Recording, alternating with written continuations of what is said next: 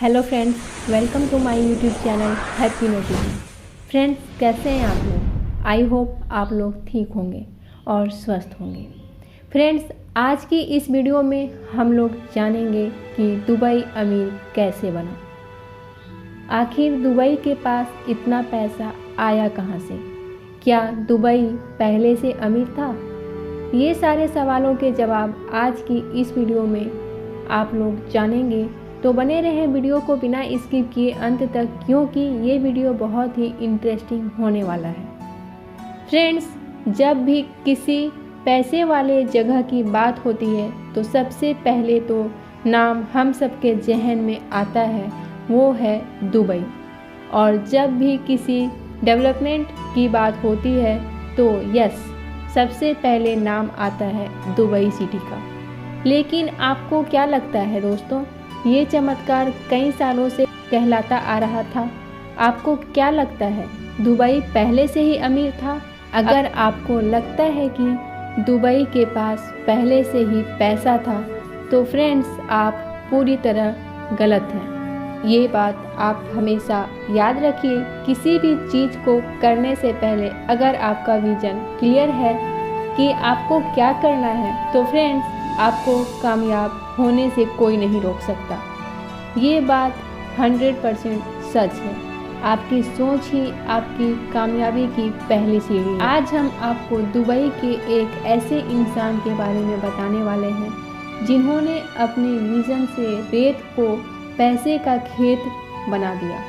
तो इस वीडियो को लास्ट तक देखिएगा, क्योंकि आज हम आपको दुबई के पास आ रहे पैसों के कुछ ऐसी ही बात बताने वाले हैं जिसको आपने आज से पहले कभी नहीं सुना होगा। फ्रेंड्स, इस वीडियो में मैं कई बार इस लाइन को दोहराने वाली हूँ कि अगर आपके पास पैसे नहीं हैं तो यकीन मानिए ये कोई परेशानी नहीं है, लेकिन अगर आपके पास विजन नहीं है तो समझिए कि ये सबसे बड़ी समस्या है। दुबई के पास क्या था? आज से 22 साल पहले दुबई के पास क्या सोना चांदी था?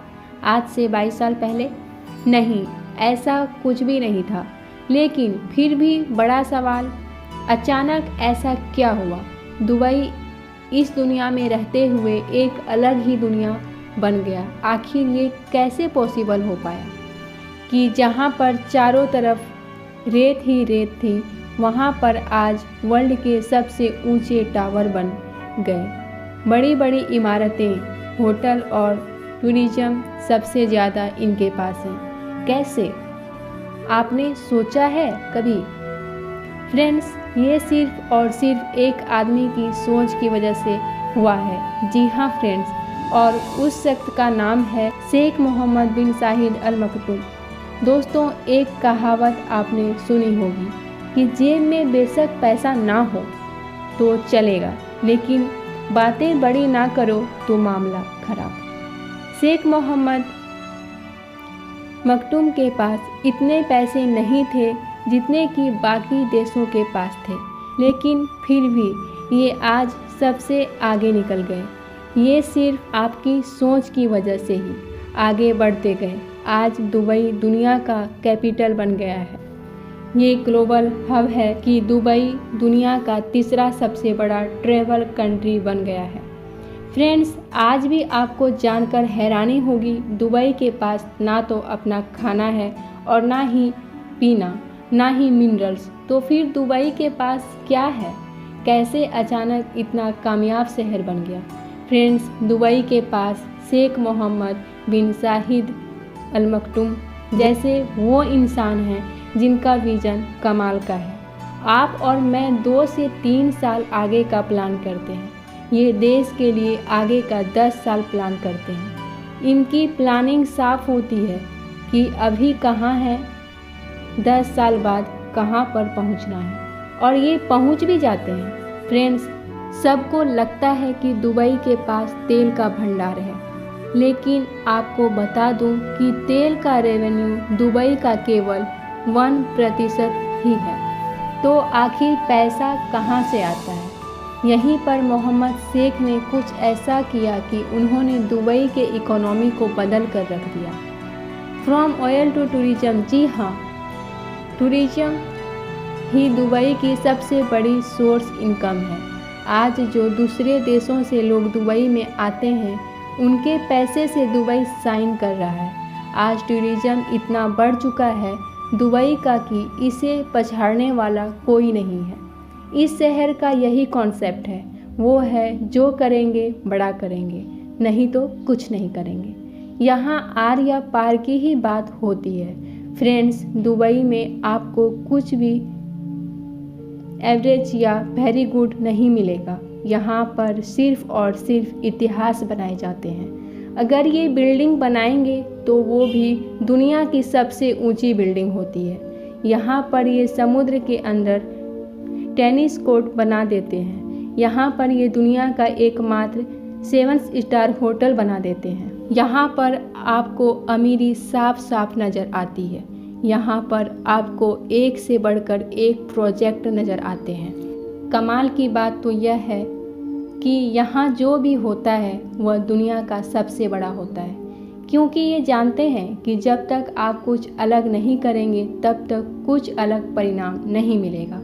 जब तक आप सबसे बड़ा काम नहीं करेंगे तब तक बड़ी खबर नहीं बनेंगे आप।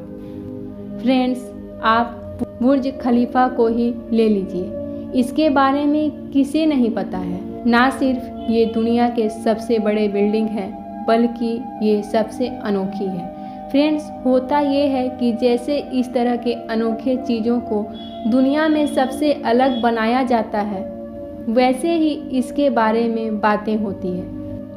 उसके बाद उसका टूरिज्म सेक्टर बढ़ने लगता है। बिजनेस करने का तरीका देखिए। बुर्ज खलीफा का एक एक घर अरबों रुपए में बिके हैं। ऐसे में पैसे तो दुबई के पास आए ही होंगे, लेकिन लाइफ टाइम के लिए इसे अपना टूरिस्ट पैलेस भी बना दिया गया।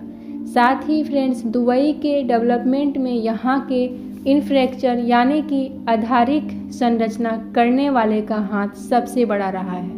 यहाँ अगर आपको सबसे ज़्यादा फैसिलिटी मिलती है तो यहाँ आपके ऊपर सबसे ज़्यादा पेनल्टी भी लगाई जाती है। अगर आपने गलती से भी ट्रैफिक रूल्स को फॉलो नहीं किया तो अच्छे खासे पैसे आपके अकाउंट से निकाल लिए जाते हैं। साल भर में फ़ाइन के जरिए भी दुबई में काफ़ी पैसों को इकट्ठा किया जाता है। इसका मतलब ये नहीं कि यहाँ की सरकार आपसे नियम तोड़ने के लिए कहती है। यहाँ पर आपको कुछ ऐसी चीज़ें दिखेंगी जो आपने कहीं और नहीं देखे होंगे।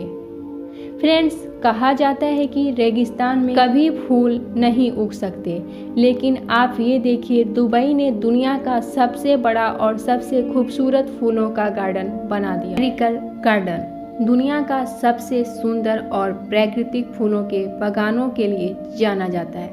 इस गार्डन में 45 लाख अलग अलग फूल देखने को मिलते हैं।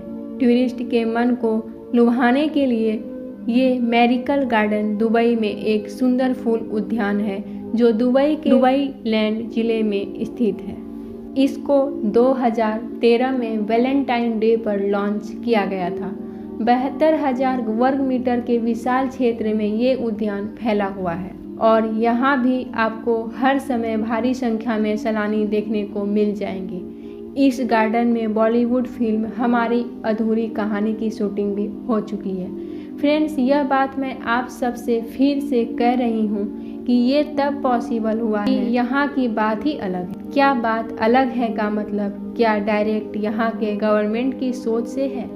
आपका विजन ही आपके बारे में डिसाइड करता है कि आप कहाँ तक जाएंगे, आपको लोग कितना पसंद करेंगे, आप चैंपियन बनेंगे या लूजर। ये सब आपकी सोच पर डिपेंड करता है। फ्रेंड्स, क्या आप यकीन कर सकते हैं कि दुबई की पुलिस, जो दुनिया की सबसे रिच पुलिस कहलाती है, वो कैसे इतने रिच बन गए? कहाँ से दुबई के पास इतना पैसा आता है? फ्रेंड्स, इस बात को मैं जितना जान पाई हूँ वह यह है, यहाँ पर किसी को बैठाकर कोई पैसे नहीं देता। यहाँ ये कॉन्सेप्ट नहीं है कि यहाँ आप आए हैं सरकारी नौकरी करने और उसके बाद आराम से एसी वाले रूम में बैठे हैं। यहाँ पर उतने ही लोगों को काम पर रखा जाता है जितनों की ज़रूरत होती है। दुबई में आपको कई सारे पुलिस स्टेशन दिखेंगे, लेकिन कोई पुलिस वाला आपको नहीं दिखेगा। ये बहुत अजीब सी बात आपको लग रही होगी, लेकिन फ्रेंड्स, इसके पीछे का रीज़न जब आप जानेंगे तो आपको समझ में आ जाएगा आखिर क्या वजह हो सकती है। फ्रेंड्स, यहाँ हर एक पुलिस स्टेशन पर आपको सब कुछ ऑनलाइन करने को मिल जाता है। यहाँ आप सिस्टम की हेल्प से सारी कंप्लेन कर सकते हैं। इससे होता यह है कि ना तो आपको पुलिस को बैठाकर पैसे देने हैं और ना कोई जिम्मेदारी। आपको दुबई की पुलिस महंगे महंगे कार पर घूमते नजर आएंगे। आप यहाँ की मेंटलिटी को इस बात से समझ सकते हैं। यहाँ तो इन्हें चाहिए नंबर 1 प्रोडक्ट या चाहिए वन ओनली प्रोडक्ट। जी हाँ, ये दोनों ही चीज़ें आपको दूसरों से अलग बनाती है। यहाँ कुछ ऐसा करो जो किसी ने ना आज तक किया होगा, या ऐसा करो जो नंबर 1 रैंकिंग पर आ जाए। फ्रेंड्स, एक बहुत ही छोटी सी कहानी आपको सुनाती हूँ। एक बार जब ये डिज्नीलैंड वालों के पास गए और बोला कि ऐसा थीम पार्क दुबई में भी आप बना दीजिए, लेकिन वो अमेरिका के डिज्नीलैंड से कई गुना ज़्यादा बड़ा होना चाहिए। इस मामले में बात नहीं बन पाई क्योंकि डिज्नीलैंड ने मना कर दिया। फिर क्या था, दुबई के शेखों ने बना दिया दुबई लैंड, जो कि डिज्नीलैंड से काफ़ी बड़ी है। फ्रेंड्स, आप जानते ही होंगे दुबई मॉल्स के बारे में। दुबई में घूमने वाले जगहों में दुबई मॉल्स एक शानदार जगह है, जिसे दुबई शॉपिंग फेस्टिवल का घर भी कहा जाता है। यूएई में दुनिया का सबसे बड़ा शॉपिंग मॉल्स में से एक है दुबई मॉल। शहर के प्रमुख मॉल्स में से एक है जो मनोरंजन के दुनिया में प्रवेश करने वाले के लिए उभर कर सामने आते हैं।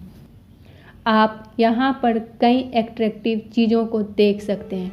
फ्रेंड्स, दुबई में आज सब कुछ पॉसिबल है। क्या आप इमेजिन कर सकते हैं कि ये अब अंडर वाटर प्रोजेक्ट लेकर आ रहे हैं? जी हाँ, दुबई है तो सब कुछ मुमकिन है। यहाँ कुछ भी बनाया जा सकता है, कुछ भी तैयार किया जा सकता है। यहाँ सपने देखे जाते हैं और उनको पूरा किया जाता है। शायद इसलिए दुबई में अब तैयार किया जा रहा है अंडर वाटर रेल नेटवर्क। ये एक ऐसा नेटवर्क है जहां समुद्र के नीचे ट्रेन चलेंगी, वह भी सुनामी के स्पीड से। सोचिए जरा, एक तो ट्रेन तूफान की स्पीड में चलेंगी, ऊपर से समुद्र के अंदर। आपके मन में सवाल आ सकता है कि आखिर ये ट्रेन कहाँ से कहाँ चलेंगी? तो फ्रेंड्स, मैं आपको बता दूं, ये ट्रेन अंडर वाटर दुबई से मुंबई तक की होंगी। इस प्रोजेक्ट पर काम शुरू हो चुका है। इसका कॉन्सेप्ट है मैग्नेटिक ट्रेन, जहां मैग्नेटिक पावर के दम पर ट्रेन तूफान की तरह भागती है। हालांकि इस तरह की ट्रेन ऑलरेडी चाइना और जापान में चल रही है, लेकिन आप जरा सोचिए, जब एक बार ये ट्रेन दुबई से मुंबई के बीच स्टार्ट हो जाएंगी तो ट्रांसपोर्टेशन कितना आसान हो जाएगा, बिजनेस करने वालों के लिए काम कितना बेहतर हो जाएगा। यही तो तैयारी है मुंबई से दुबई के बीच की। दूरी 12,006 माइल्स है, यानी कि करीब 1941 किलोमीटर। देखते हैं ये बुलेट ट्रेन इस दूरी को कितनी जल्दी कवर करती है। जैसे ही ये प्रोजेक्ट तैयार होगा, इंडिया से लोग बड़ी संख्या में आएंगे क्योंकि ट्रांसपोर्टेशन आसान हो जाएगा। दोस्तों, बड़े बड़े मॉल्स तो आपने इंडिया में खूब देखे होंगे, लेकिन दुबई में जो बनने वाला है मॉल्स ऑफ द वर्ल्ड, ये बहुत अलग है। इनफैक्ट सबसे अलग।